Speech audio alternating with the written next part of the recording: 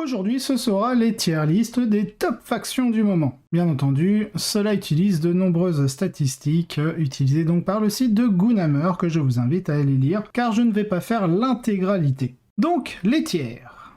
Cette fois-ci, nous allons répartir les factions en 4 niveaux. Au sein de chaque niveau, les factions ne sont pas classées dans un ordre particulier, les factions étant généralement plus proches les unes des autres en termes de niveau de puissance. Ce genre de micro-distinction n'est pas nécessaire. Donc on a 4 tiers, donc on a les top factions, dans le tiers 1, les factions qui sont nettement en tête du peloton et qui ont besoin de quelques changements pour se calmer un peu. Dans le tiers 2, nous avons les bonnes factions, les good factions, les factions qui sont à peu près très correctes en termes de performance. La bonne nouvelle, c'est qu'il y a beaucoup de factions dans cette catégorie cette fois-ci. Dans certains cas, il y a encore quelques éléments que je voudrais voir changer, principalement pour augmenter la diversité ou normaliser quelques secondaires avec ceux disponibles pour les autres factions. Dans le tiers 3, nous avons les factions qui sont plutôt ok, donc plutôt bonnes mais pas non plus extraordinaires. Il s'agit d'un ensemble relativement restreint de factions qui pourraient avoir besoin d'un coup de pouce. Et je suis un peu hésitant à ce sujet. En général, c'est parce qu'elles ont beaucoup de mal avec les top factions telles qu'elles sont. Alors il pourrait suffire de les rabaisser d'un cran. Et enfin, dans le tier 4, ce qu'ils appellent le lagging faction,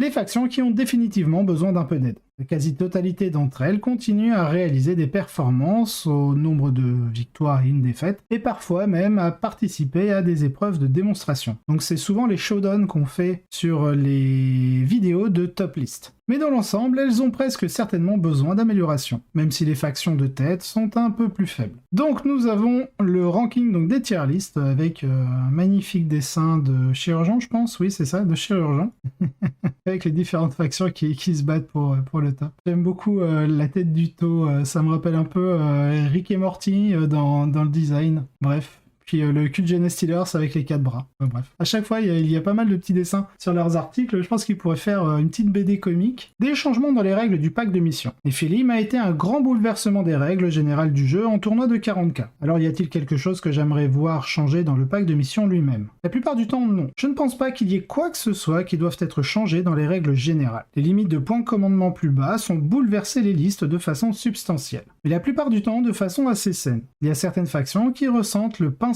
plus fort que d'autres, principalement celles qui ont de mauvais choix de troupes, ou qui ont besoin de beaucoup d'emplacements de personnages. Mais je ne suis pas convaincu qu'il y ait une solution générale pour cela qui ne dévoile pas des constructions potentiellement malsaines ailleurs, et je préférerais essayer d'équilibrer cela par des changements de faction. Alors, j'émettrai un bémol. En fait, le problème qui est arrivé avec Nephilim, c'est qu'avant que justement Games Workshop ne réfléchisse à Nephilim, certains codex sont sortis, avec en fait dans l'idée à la création de ces codex, les connaissances un peu de toutes les anciennes règles et chapter approved, c'est-à-dire avec une base de 12 points de commandement. Donc c'est-à-dire que ces codex ont été réfléchis avec une mécanique de 12 points de commandement qui pourrait donc permettre de donner à certains stratagèmes un surcoût. Et donc à cet effet, certaines factions se voient vraiment désemparées par rapport à ça. Donc je suis entièrement d'accord pour dire que Nephilim a vraiment assaini la méta actuelle, même si en réalité c'est surtout les balances data slate qui ont modelé cette méta. Mais clairement, les factions qui étaient capables de spammer en fait certains stratagèmes, de les répéter incessamment, de nos jours maintenant on le voit un peu moins, cela arrive, mais on le spamme beaucoup moins. En ce qui concerne les secondaires, il y a quelques endroits où de petites modifications seraient les bienvenues.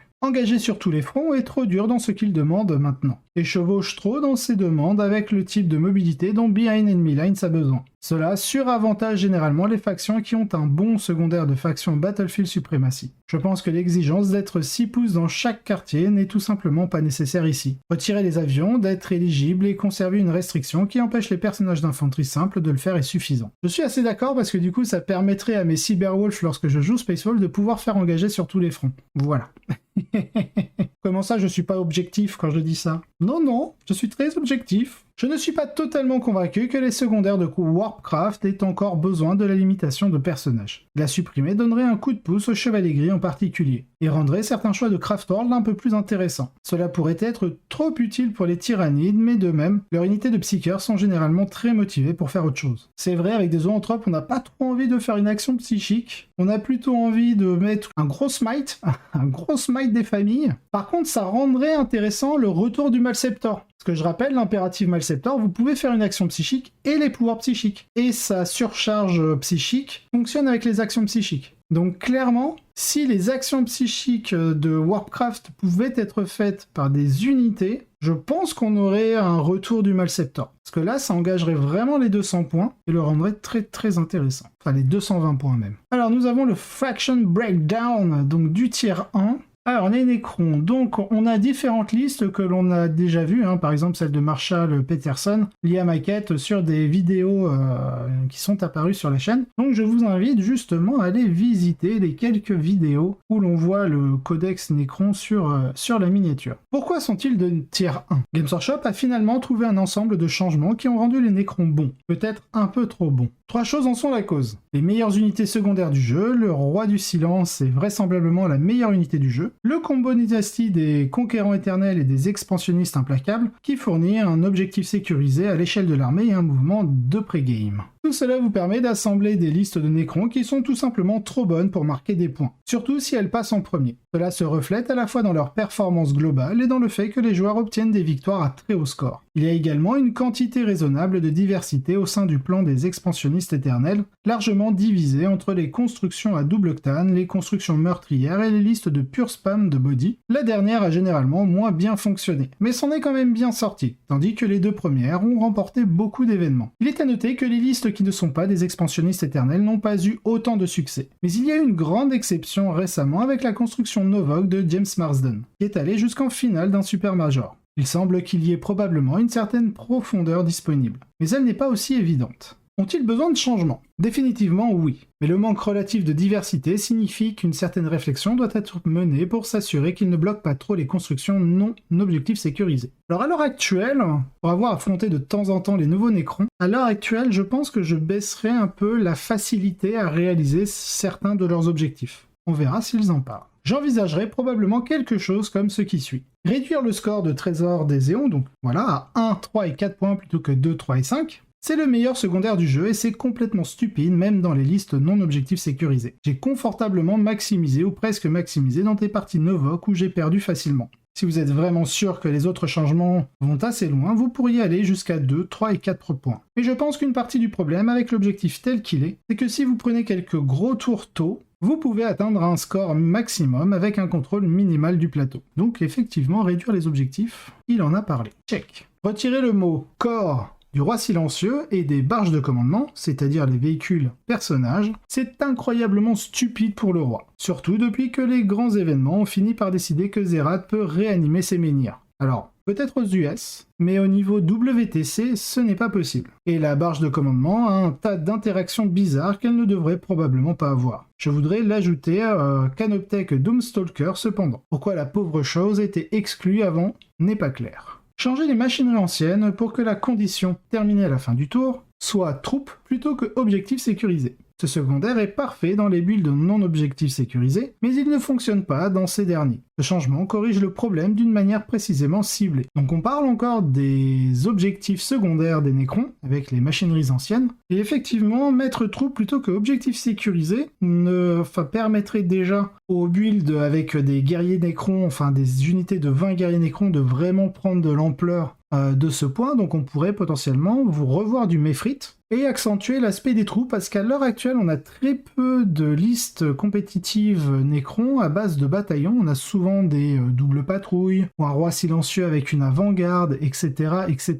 Donc pouvoir modifier cet objectif secondaire de cette manière, je trouve que c'est assez intelligent. Changer les conquérants éternels et le trait Nihilak pour fournir l'objectif sécurisé aux unités de base, à l'exclusion des véhicules. Les scarabées et les barges de commandement sont les unités qui posent le plus de problèmes pour l'objectif sécurisé, ce qui leur permet d'utiliser les unités plus raisonnables. Je chercherai probablement aussi tous les petits coups de pouce qui pourraient être donnés à Nefrek, Méphrite et Sotek, pour les rendre plus attrayants, parce qu'ils ne sont pas joués actuellement et qu'après ce qui précède, je m'attendrai à ce que Novok et les expansionnistes éternels, avec les constructions marginales de Zarikan et Nihilak, soient les seuls en ville. J'ajouterai fallback et charge au code dynastique de Nefrek, je changerai le stratagème de Méphrite pour qu'il plafonne à 6 Mortal Wounds au lieu de 3, et je donnerai à Sotek une relance de touche quand les unités tirent ou combattent, car leur code est horrible pour le moment. Et donc là on passe à l'Adeptas Sororitas.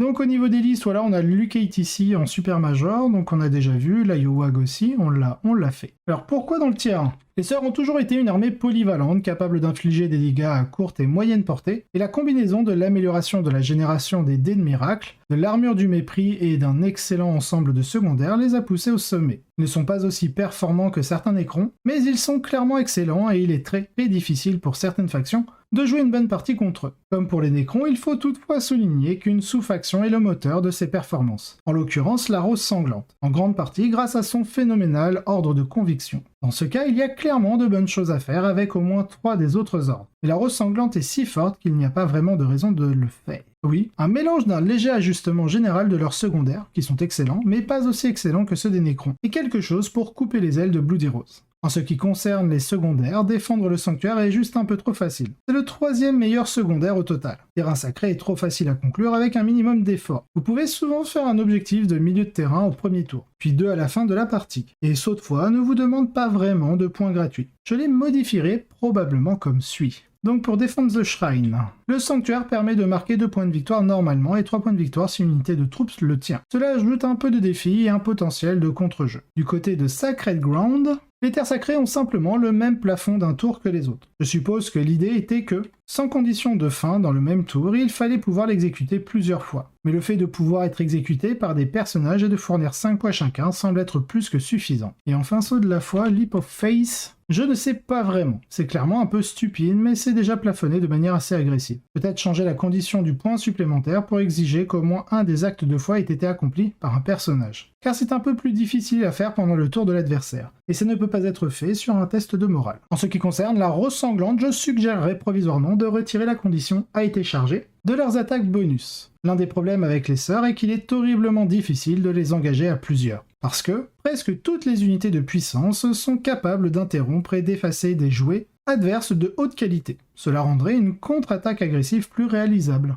Ensuite, nous passons au Tyrannide, qui a quand même très peu de mauvais match-up, et même dans les négatifs, ils ne sont pas très importants. Donc côté Tyrannide, on a David Gellard, qui a remporté plusieurs GT à son actif avec son spam de Guerrier Tyrannide Léviathan, et le Grand Tournament Hidalgo, que l'on a déjà fait donc avec José Alfredo Couchal, avec son Territorial Instinct et son Monster Mash. Alors pourquoi dans le tier 1 ? Les Tyrannides ont eu la plus grosse cible sur la tête lors de la dernière série de nerfs, mais ils ont continué à progresser, restant l'une des factions les plus fortes. C'est surtout dû au fait que les builds de Léviathan sont trop forts. Les builds de Ghoul Stuff et Warrior Spam remportant un grand nombre de premières places. Il existe clairement d'autres builds viables, mais ils ont l'impression de se situer raisonnablement dans le tier 2. C'est le Léviathan qui les fait passer au tier 1. Il faut aussi dire que, contrairement aux 2 autres factions de tête, leurs secondaires sont médiocres. Cranial Fisting est bon, mais peut-être contrable, car si vous tirez sur les unités, les premières victimes de l'unité, ce seront toujours les sergents de l'unité, donc les champions d'unité, et dans ce cas-là,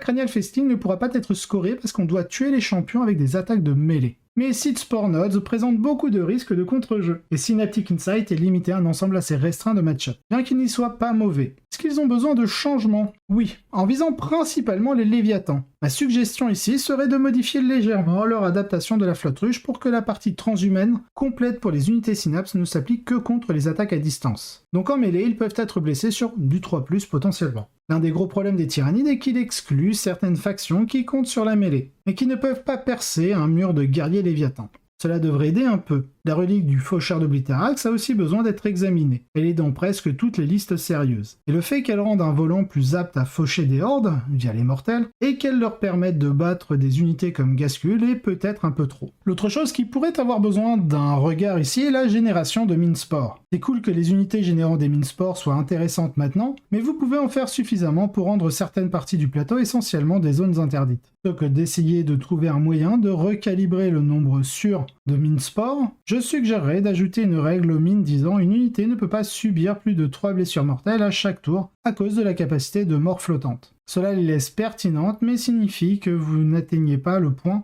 où les unités de haute qualité ne peuvent tout simplement pas aller à certains endroits. Cela les laisse pertinentes, mais signifie que vous n'atteignez pas le point où les unités de haute qualité ne peuvent tout simplement pas aller à certains endroits. Et signifie qu'une unité courageuse peut aller fumiger tout un tas de mines en mêlée si elle est trop engagée sur un point. En dehors de cela, je ferai une amélioration ici aussi, faire en sorte que l'adaptation fonctionne à nouveau. Cela n'aide pas le Léviathan et le Kraken autant que d'autres flottes, et augmente probablement la diversité des listes de façon raisonnable. De plus, c'est super cool et c'est une honte de le perdre.